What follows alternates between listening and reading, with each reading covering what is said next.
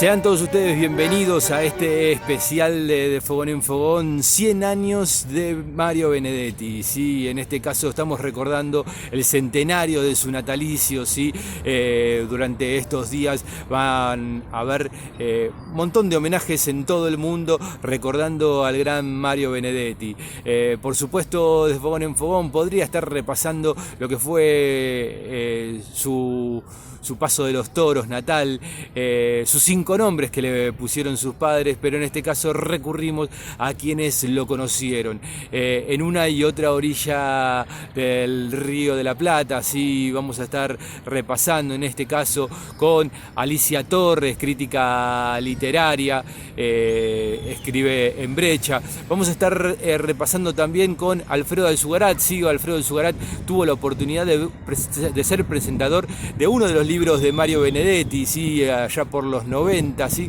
Cuando se iniciaba el ciclo de las marchas de los 20 de mayo, en aquel momento, en la previa, se presentaba el libro El olvido está lleno de memoria, ¿sí? Casi como un prólogo al inicio de esas marchas.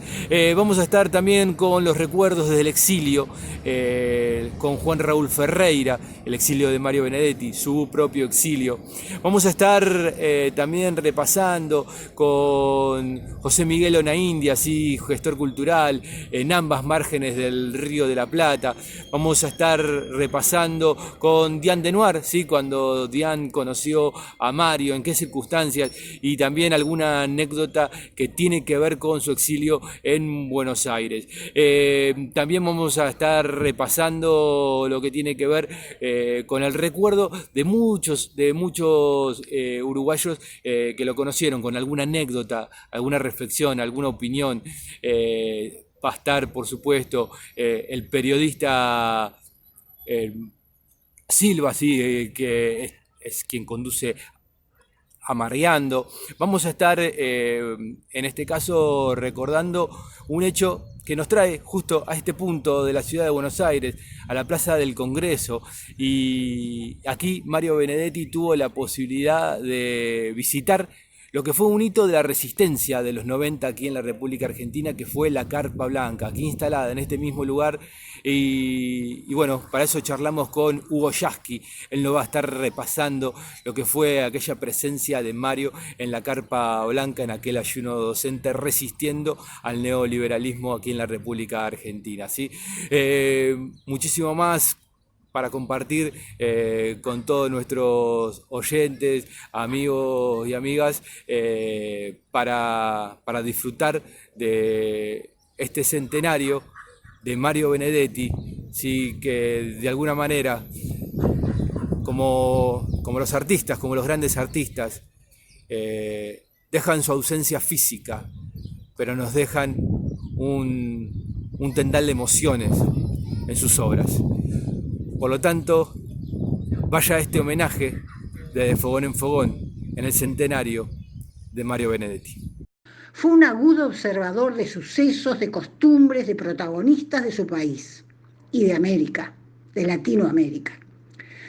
Recordemos que entre fines de los años 40 y mediados de los 60, Benedetti compartió espacios en distintos medios de prensa y en las revistas de la época, que eran muy importantes, las revistas culturales y revistas literarias, compartió espacios de encuentro y de disidencia, no siempre eran de encuentro, a veces eran de disidencia, con Emil Rodríguez Monegalo, Homero Alsina Tevenet, con Idea Vilariño, Ángel Rama, Ida Vitale, Arturo Sergio Vizca, Manuel Claps, Rubén Cotelo. Estos y otros críticos, básicamente integrantes de la generación del 45.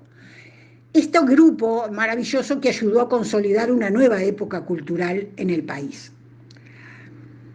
En una ciudad como Montevideo, que gozaba de cines, teatros, librerías, donde en pocas manzanas del centro circulaba toda la vida intelectual, ellos y ellas se apropiaron de espacios periodísticos a los que convirtieron en escenarios calificados para divulgar la creación nacional y extranjera. Y entonces colaboraron en la gestación de un verdadero mercado para la escritura y para la lectura. que encendía esos diálogos de los que les hablaba y no pocas veces la polémica. Para terminar, acudo a las palabras del escritor mexicano José Emilio Pacheco, que escribió el prólogo a los cuentos completos de Benedetti, y acudo a esas palabras porque hablan de lo mismo que estoy comentando. Pacheco mencionaba que Benedetti es uno de los muy pocos autores leídos en todos los países del idioma y en innumerables traducciones, porque su obra que es radicalmente uruguaya y montevideana, es vista no solo como la historia íntima de su patria, dice Pacheco, sino como la gran crónica interior de todo lo que ha pasado en Hispanoamérica durante los 50 años que abarca su producción. Al referirse a un corpus tan vasto, ¿qué hace el mexicano? Pone en relación las prácticas de las que venimos hablando, las prácticas del narrador, del poeta, del dramaturgo, del ensayista, del crítico literario, del periodista cultural, que todo eso era Benedetti, y destaca, Pacheco, el cuerpo coherente de ideas que enriquece cada género con la experiencia ganada en los demás. O sea, lo que Pacheco dice es que todo el ejercicio de escritura de Benedetti, en el género que fuera y de la forma que fuera, va enriqueciendo cada uno al otro. Todo el trabajo entonces crítico y de creación literaria parece posible gracias a este gran diálogo. Y también, dirían quienes siempre hablan de sus estudios en el colegio alemán, fueron posibles gracias a la disciplina profesional de Benedetti, ¿no? Y también, diríamos, a las condiciones de producción y lectura de una época de oro. Recordar entonces su ejercicio en la prensa escrita y en las revistas literarias y culturales no puede dejar de estar presente en los festejos de estos 100 años. Mamá cuenta algunas anécdotas preciosas. Cuenta cómo allí en el Perú la amistad con Mario pasó a tener otra dimensión, otra cosa. Dejo los lentes. Cuenta que Mario, durante ese periodo en que tuvieron una amistad más profunda, los vincula con Darcy Ribeiro, con quien ya tenían una relación, pero bueno, la profundizaron más.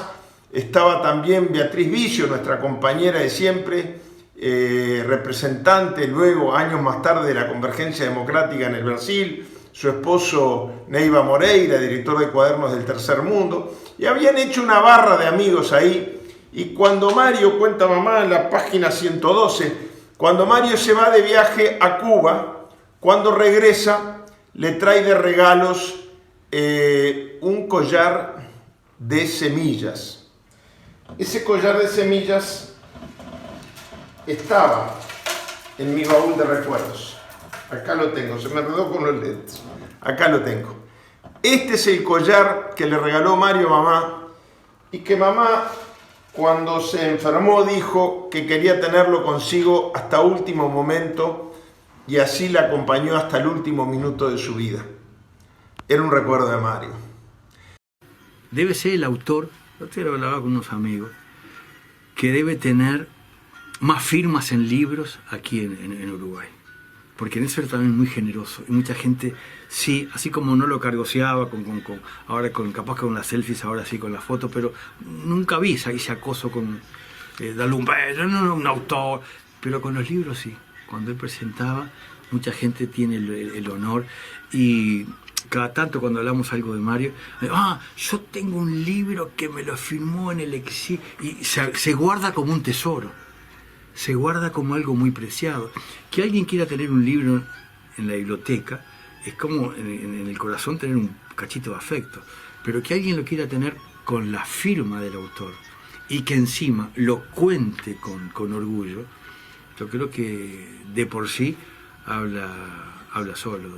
Don Mario Benedetti es un tipo grande, que aparte tiene un gran sentido de humor. La última vez que estuve con Mario lo embromaba. Le digo, usted está haciendo trucos con eso del asma. Me quedó medio mirando, porque me había enterado que él pasaba 6 meses aquí en Uruguay y 6 meses en España, por el tema del clima y qué sé yo, lo del asma, y él ponía lo del asma. Se sonrió, me palmeó y ni me respondió. Pero quiero decir, uno estaba frente a una talla, y uno podía permitir hacerle una broma que él no le iba a tomar a mal, ni mucho menos, y no iba a responder mal. Era un igual.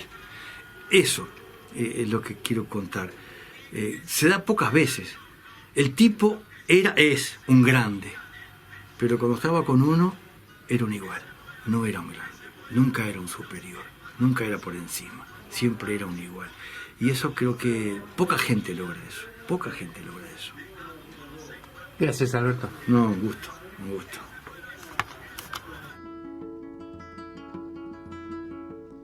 Yo soy un desencontrado que no busca que lo encuentren, un caminante sin suelo, una casa sin pared.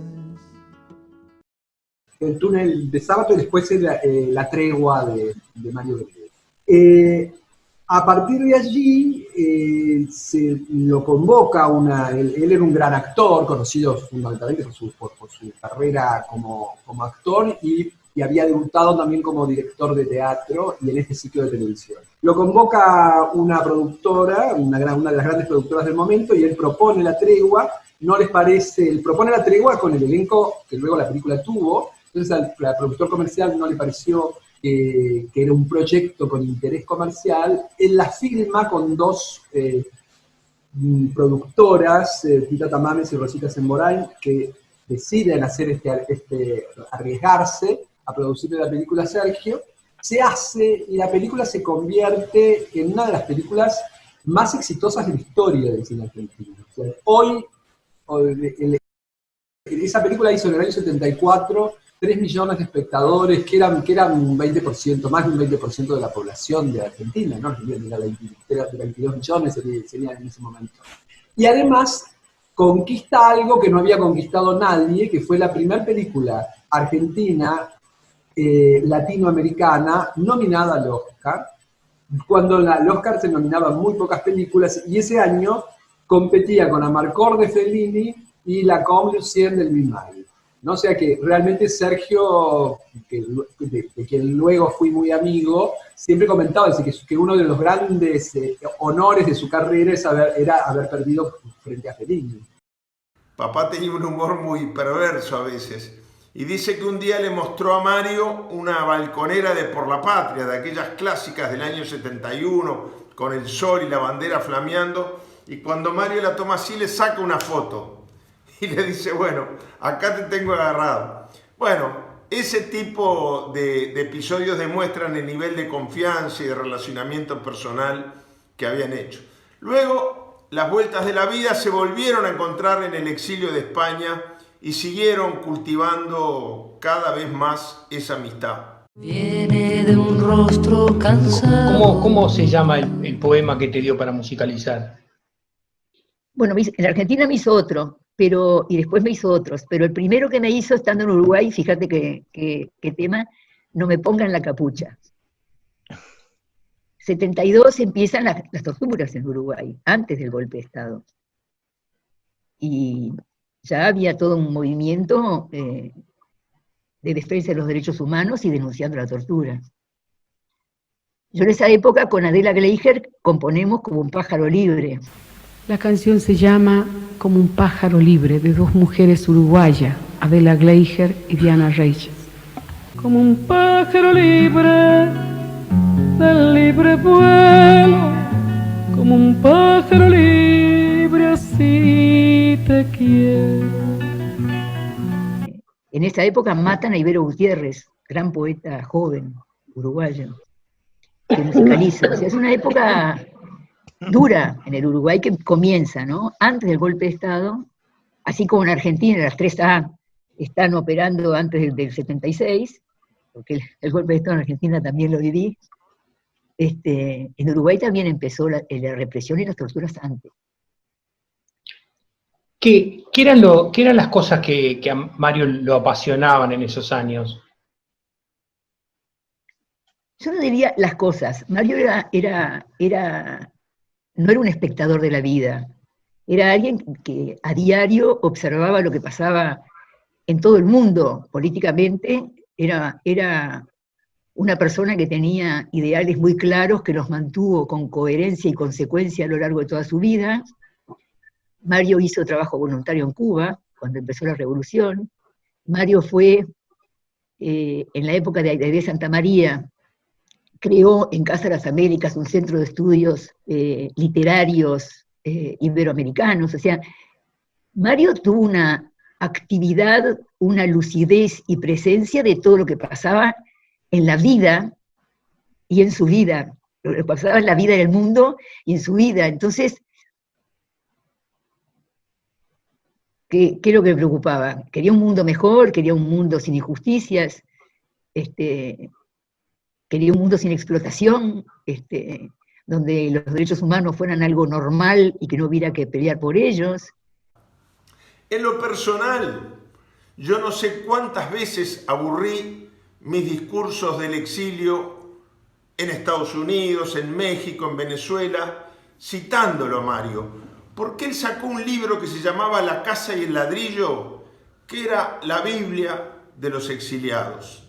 Narraba tan bien en sus poesías lo que extrañaba, lo que nos daba bronca, lo que alentaba nuestras esperanzas. Y el libro se llama así porque comienza con una frase de Brecht que dice: yo soy como aquel que anda con un ladrillo debajo del brazo para mostrar al mundo cómo era su casa. Y yo muchas veces empezaba mis discursos mostrando el librito de Mario, que siempre viajaba conmigo, y diciendo: bueno, para mí este libro de poesías del exilio es el ladrillo que me permite mostrarle al mundo cómo es mi casa. En una exacta foto del diario, señor ministro del imposible, vi en plena risa y en plena euforia y en pleno gozo su rostro simple. Seré curiosa, señor ministro, ¿de qué se ríe? ¿De qué se ríe? Le dan 48 horas para irse, después que le pusieron la bomba a Nacha.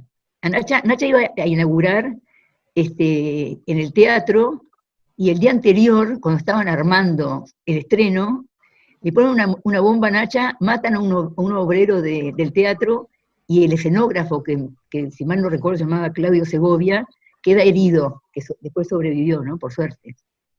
Esa fue la primera alerta.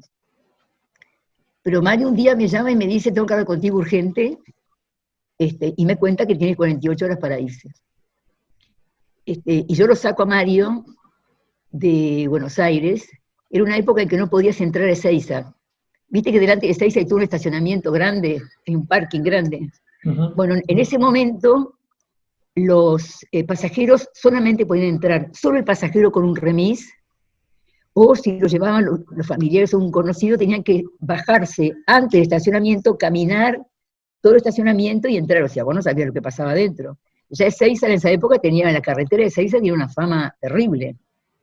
Era una carretera ruta, como dicen ustedes, donde aparecían cadáveres.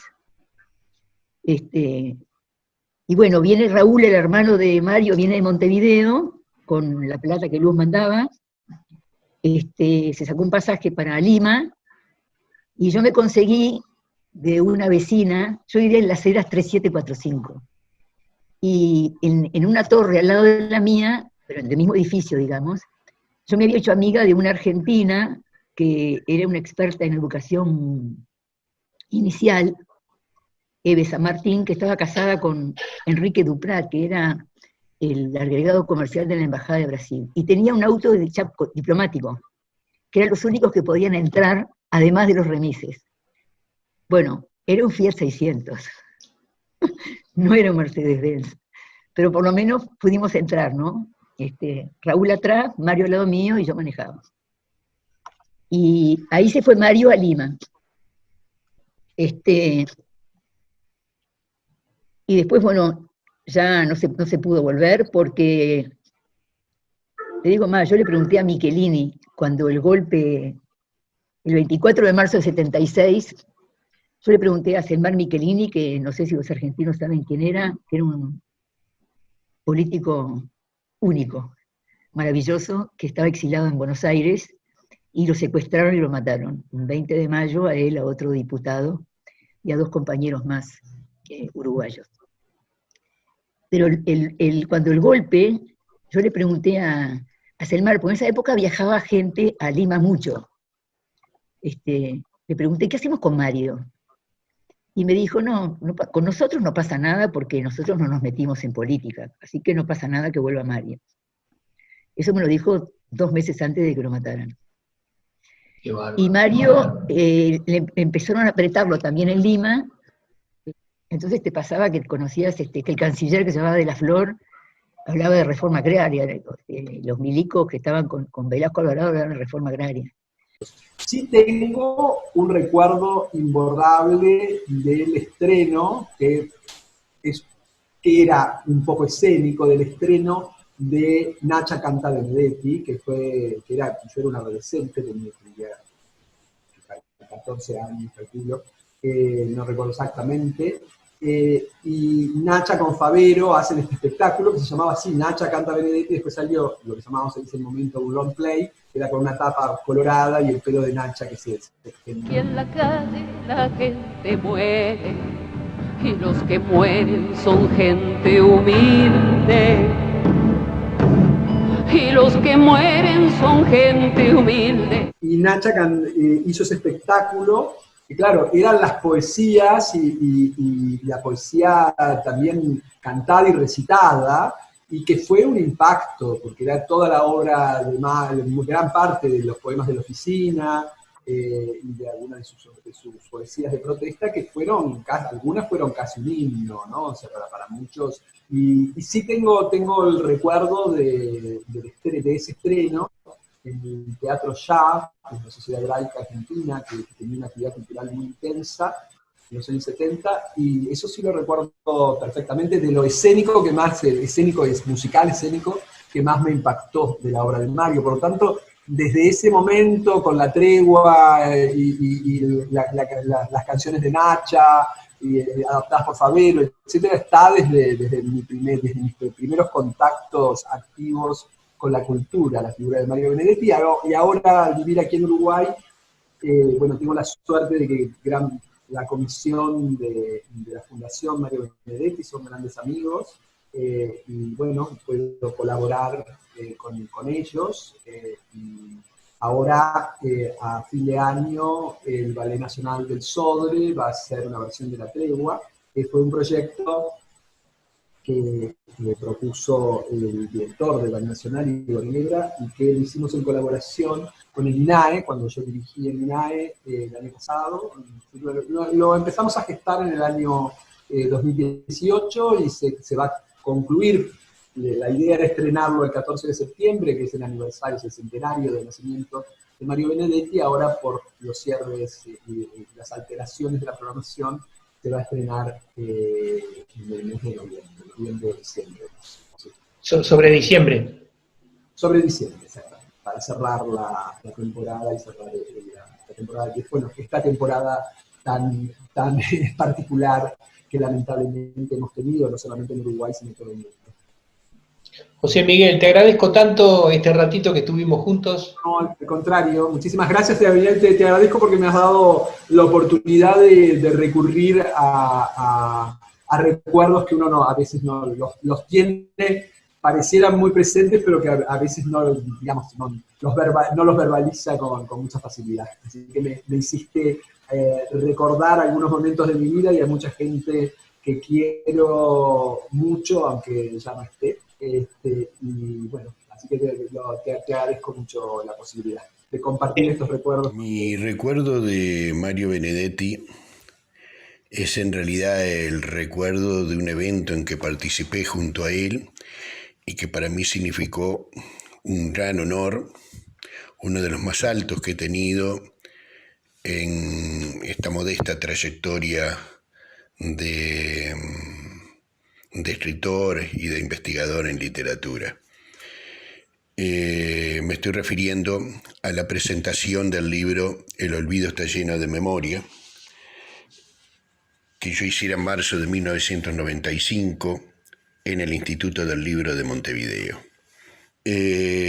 Bueno, la presentación transcurrió de un modo sereno, apacible, más o menos unas 100 personas. Creo que Mario quedó conforme con mis palabras. El texto de la presentación fue publicado después en Brecha con el nombre El silencio está lleno de memoria, el 25 de mayo del 95. Y ahí quiero leer algún párrafo de lo que escribí que me parece interesante. Dice en ese texto de presentación: la poesía misma y la función del poeta son objetos de la discusión contemporánea. En Poetas de Cercanías, un libro de Mario Benedetti, este explica que entre conservadurismo ideológico y posmodernismo literario existe cierta complicidad, y la clave de la misma es la simplificación en el entendido y más aún en el sobreentendido de que un poeta sensible a su contorno está definitivamente perdido para la excelsa poesía. Dan por sentado, o tal vez simulan que lo dan, que la preocupación social corta las alas, frena la osadía experimental, castra la imaginación. En consecuencia exaltan la soledad, los sueños, la magia, el homo ludens, el protagonismo de la palabra. Ahora los dardos del poeta arremeten con furia contra quien pretenda negar su condición. Su voluntad de lucha y de cuestionamiento, más allá de las razones, es un modo de ubicarse en esta nueva realidad, reivindicando la necesidad de una poesía solidaria.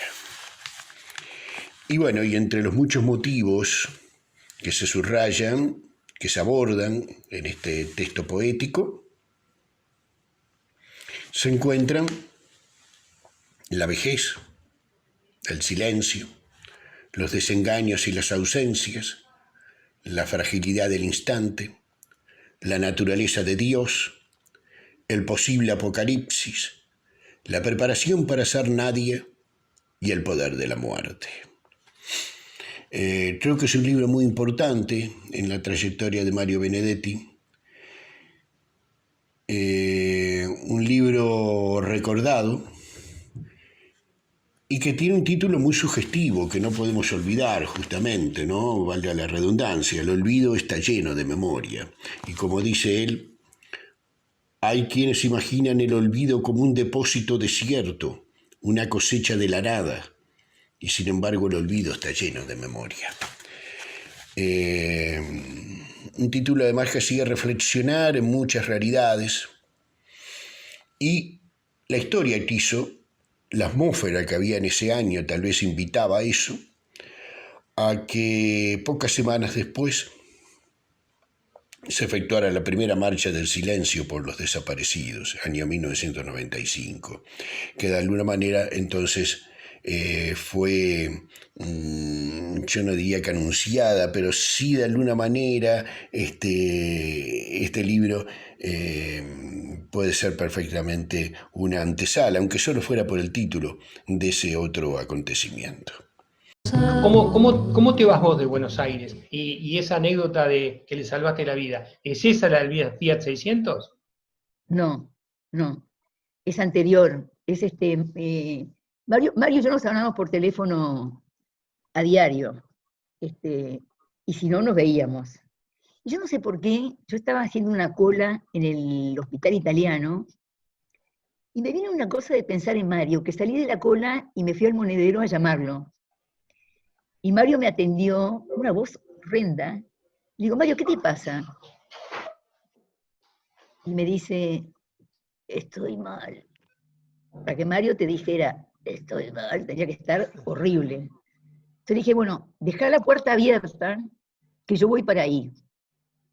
Entonces quise conseguir una ambulancia que en el sanatorio italiano no tenían. Me tomé un taxi, yendo del hospital italiano a lo de Mario, a las Heras y Pueyrredón, había un hospital Fernández en el camino, que tampoco tenía ambulancia. Conclusión, terminé en la farmacia de Las Heras y Agüero, comprando, yo sabía lo que iba a comprar a Mario para los ataques de asma, porque siempre tenía ataques de asma, que era Decadrón y Aminofilim. Repasando estos 100 años de Mario Benedetti, vi una foto de Mario Benedetti al lado tuyo en aquella carpa blanca. Recordame cómo fue esa instancia y bueno, cómo llegó Mario a la carpa. La verdad que tengo un recuerdo imborrable de esa mañana. Fue una mañana soleada, así como la que tenemos hoy en Buenos Aires. Estábamos en la primera etapa del ayuno, recién habían transcurrido unos 20 días, y la carpa tenía, en los momentos en que no había actividad, una entrada que era, o sea, se cerraba la entrada principal durante la mañana, porque era el momento en que se barría, se acomodaban los colchones. Pensá que ahí dormían, en el primer grupo de ayunantes, éramos casi 70. Después se redujeron un poco los grupos, pero el primero fue ensayo y error, fuimos 70, y entonces era todo un conflicto a la mañana, levantar los colchones, había que apilarlos y ponerlos detrás de una especie de cortinado que habíamos hecho para que no se viera eso, para que no desluciera después el espacio donde se hacían las actividades. Así que estábamos en el medio de ese trajín, y por la entrada de servicio, digamos, que era donde funcionaba el lugar en el que los ayunantes, si hacían los revisaban o se les suministraba los líquidos que se tomaban. Por ese lugar apareció Mario, y como yo estaba de responsable del grupo, me vino a buscar una compañera y me dice: mirá, hay un hombre grande, me dice, que quiere hablar con algún responsable de la carpa, alguien que lo pueda atender, que es uruguayo, dice, que vino de Uruguay, quería conocer y visitar la carpa y hablar con algún ayunante. Y digo, bueno, decirle que me espere, que ya voy. Entonces, 2 o 3 minutos que dejé las cosas que estaba haciendo y me puse el guardapolvo, que usábamos el guardapolvo blanco. La diferencia con los uruguayos, que no usamos la moña nosotros. Y claro, cuando llego, al principio pensé, si esa cara la conozco. Y después me entró la duda. Yo lo que menos pensé que iba a ser Mario Benedetti. Y entonces nos saludamos, me da la mano, me dice: mire, yo soy, así como era Mario, un tipo muy, muy humilde, hablaba en voz bajita, estoy de paso por otros temas, dice, tengo que hacer una nota con una revista. Y yo ya ahí dije, me dice, soy uruguayo, escritor. Le digo, perdón, ¿usted es Mario Benedetti? Me dice, sí, compañero, ¿me conoce? Le digo, ¿cómo no lo voy a conocer? Digo, usted es un ídolo para muchos de nosotros. Pues muchos maestros lo conocen, incluso él tiene musicalizada un par de temas, uno que es hermoso. Así que entonces yo, cuando me dijo que era Mario, lo abracé, él también se emocionó mucho, y ahí nomás yo entré a la carpa y le digo a los compañeros, recién me dijeron que había un hombre grande que quería hablar con un ayunante. Digo, ¿saben quién es? Digo, Mario Benedetti, escritor, uruguayo. No lo podían creer los compañeros. Así que ahí improvisamos, rápidamente todo el mundo, porque era, viste, atender a alguien así, la gente se ponía en los guardapolvos, se colgaba el cartel de ayunante de nuevo, porque así que hicimos ahí, improvisamos una reunión con él. Había un compañero que tenía una guitarra que cantaba, y entonces lo pusimos a Mario en el medio y nos pusimos a charlar con él y a tomar mate. Tomábamos mate ahí. Y él entonces, muy humildemente, contó que bueno, que conocía la carpa por lo que escuchaba en la radio y en la televisión de Uruguay. Nosotros después con los compañeros de Uruguay hicimos una actividad muy importante con el sindicato de allá, con el FUNTEP y también con los compañeros de AFUTU. Hicimos la carpa en Uruguay, en Montevideo, y la carpa en Buenos Aires, que incluso mirá lo que era, la transmitió en aquella época Mario Grondona en vivo. Todavía la derecha no estaba tan abroquelada y pasaban esas cosas. También es cierto que como era un gobierno de extracción peronista, el de Menem, se permitían esas cosas. Pero fue muy emocionante. Mario ahí dio una lección de humanidad, planteó lo que era la escuela pública para él, para muchos de los que creen que la democracia se construía con las luchas de los pueblos y con los saberes de los pueblos. La verdad que fue una maravilla. Fue una mañana, estuvimos 1 hora con él y así como vino, se despidió, le pedimos la foto esa que vos debes tener, que yo estoy mirándolo, me encanta esa foto porque lo estoy mirando embelesado a Mario mientras habla, no sé si es esa la que tenés vos. Sí, exactamente. Y me acuerdo mucho de esa foto porque estoy mirándolo como quien mira, a un ídolo.